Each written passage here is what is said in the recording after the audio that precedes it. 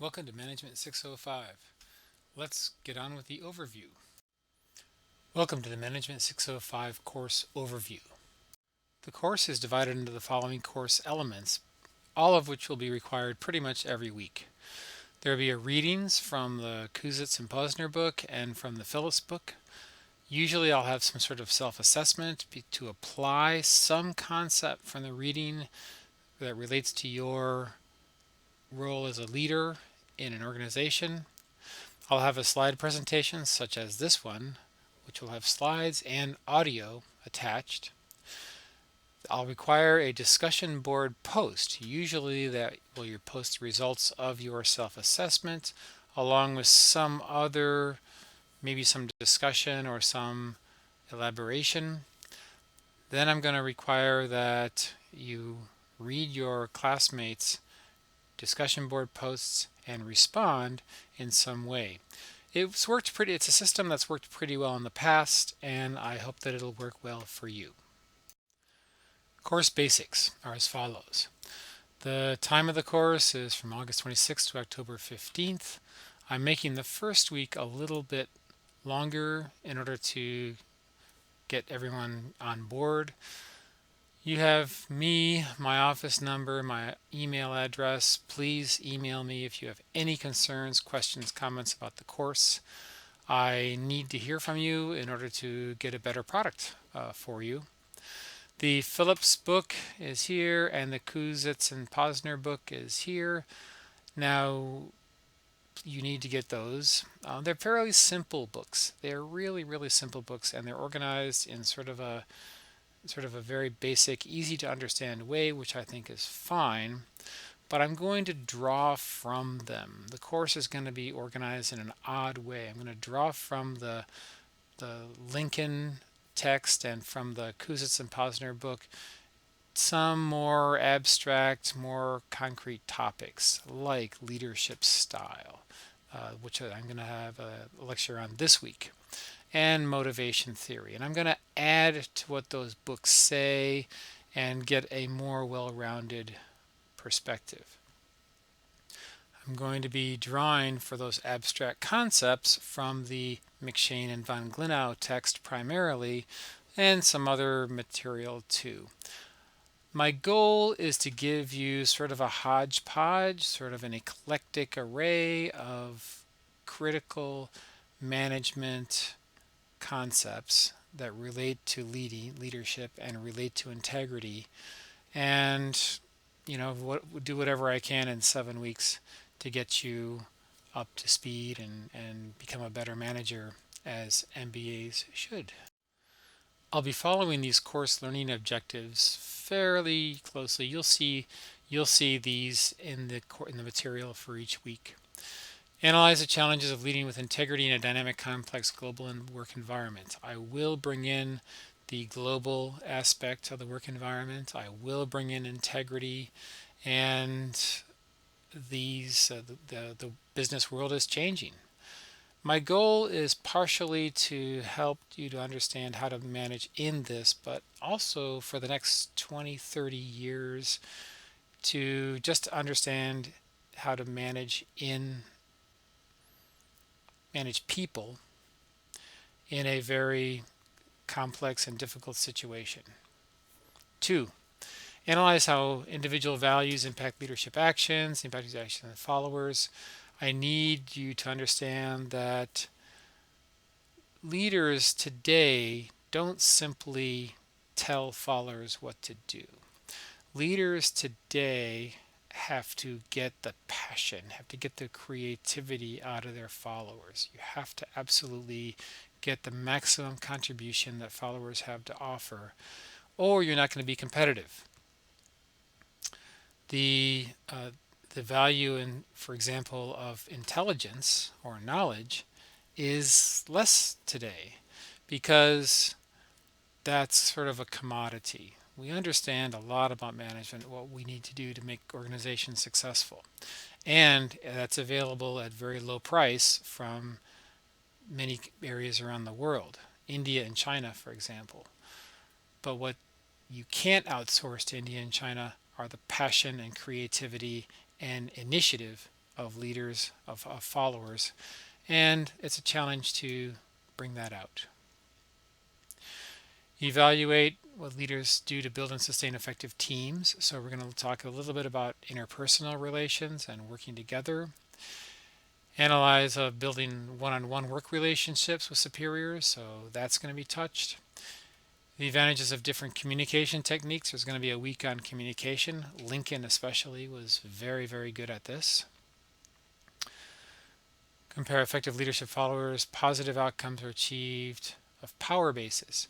There's going to be a week on power bases and influence in management. So the idea here is to use power, influence people without oppressing them and oppressing the creativity and initiative out of them. And then ethical issues. So I will cover these in the course, maybe not directly one by one, but they're themes that should be in this course, and you'll get exposed to them. As is implied in the earlier slide, the course methodology is we'll use a self-reflective approach. So what I want you to do is think about a topic, how it applies to you personally, and then how you compare yourself with others, and also through the readings and through these slideshows, you should get a very basic understanding of the concepts relevant for the course. I expect you to work 7.5 hours a week. So reading, responding, doing the blogs, doing the self-assessments, viewing lectures, all this stuff. That's, normal. So if you took 5 courses, it'd be about 37.5 hours a week. You can do this anytime, day or night, of course. It's an online course. I think with 7.5 hours, you can do a good job. However, some weeks may be more difficult than others. You may want to really learn the material well, so try to budget, if you can, extra time if you want to get a really high grade, or if some of the material is challenging. Of course, a lot of you bring a lot of concepts, a lot of understanding, a lot of expertise into this course. You might be able to get away with less time, but I expect 7.5 hours just for budgeting purposes. There are 3 aspects of grading in this course. Discussion board posts are 60 points. They're 6 weeks, so 12 discussion board posts total, 5 points each. You just do a good job, you get 5 points. But if you don't show clear understanding of the material, you get a little less. Participation, 10 points. Generally, as long as you do the discussion board posts, as long as you participate in the class, you'll get full credit there, but it enables me to give some consequence to those who don't. The final exam is 30 points, and I try to provide the material. I give you the universe of concepts in the study guide. It's what you need for the final exam, so I try to explain it. But in general, you're going to have to know more than what is in the discussion board posts in order to do on the final. So I want you to study the guide for the final and really learn, commit to fluency. Commit to fluency, all those terms in the study guide. As long as you can use those terms accurately in your day-to-day conversation as a manager, as a leader, then you'll do well on the final. Well, maybe we'll talk more about that later. Add up the points you get, and 93 to 100 you get an A, and so forth all the way down. You want to get above. I think most of you want a B or higher, so certainly do well and you get 80. And that's the way the grade is set. The grades for the discussion board posts will be based on how well you show an understanding of the relevant concepts, how if you accurately do the self-evaluation and put the numbers up, if you're consistent in your assessment of your self-evaluation, like if you agree with your self-evaluation, do you explain it in an appropriate manner that shows an understanding of the concepts. In general, what I'm looking for in the discussion board posts is that you understand the relevant concepts. So show me that and you'll get full credit.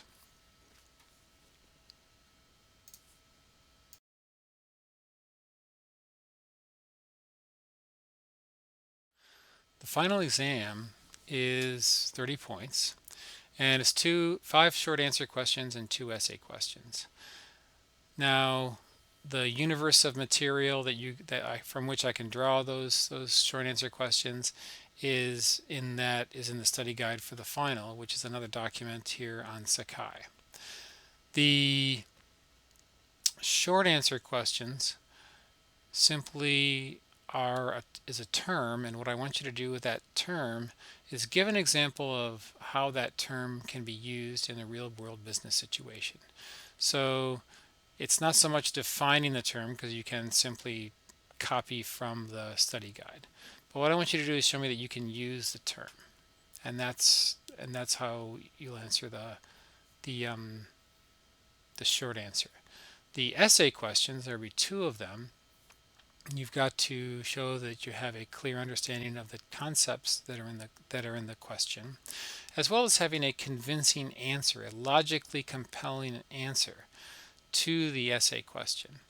So to prepare for the exam, you have to know the terms, and you should be prepared to give a concrete example of how those terms apply to the real world business situation, and as well as to your own life. That would be a wonderful way to answer a question with authority.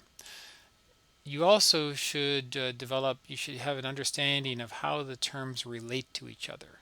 Every pair of terms in that list can relate to each other. For example, how does leadership style affect motivation? And you should be able to talk about any relationship. Now, as we go through the course, you should develop that very very rich and complex and nuanced understanding of how all the terms relate to each other. You should become fluent in that language of the using those terms, and then the final exam will be fairly straightforward for you. Schedule of topics, a little more detail. For this week, I'm ramping things up. This course expectations, the course philosophy, that's this slideshow. But also, if you have any questions about the course philosophy, please email me. I will also be putting a lecture up on leadership theory. I'll do that today. This is Thursday. Motivation is next week, starting the 7th. So it's actually more than a week away. And right on the 7th, I'll have everything ready for you. You'll be able to do the readings and you should have done the readings. You'll be able to do the self-assessment, post your discussion board posts, and then a couple days later, start doing the posts afterwards. As is always the case for the discussion board posts, I'm not going to let you see what other people have posted until you post yourself. So you'll have to do everything there's no penalty, in other words, for going first, because other people will have to be like they're going first. After motivation, interpersonal relationships, a big issue there is trust. How do you develop trust? Is trust something that leaders need to engender? If so, how does it work? Leading organizations into the future. There's a number of different ways to look at the future and how to deal with an organization that is unstable, fundamentally evolving, changing to new competitive situations, new regulatory situations. And you will need to realize as managers that the chaos associated with the future is much, much greater now than it ever has been in the past. Starting the 28th, dealing with innovation in a complex global environment. So 2 things here, the whole concept of innovation, technological innovation, how necessary it is for organizations to innovate, and the cultural, the characteristics of a global environment, which adds another level of chaos, maybe, or instability. Starting the 5th, October 5th, leadership communication. Lincoln was very good on this, and communication is indeed one of the primary roles of leaders in organizations. So we'll talk about that.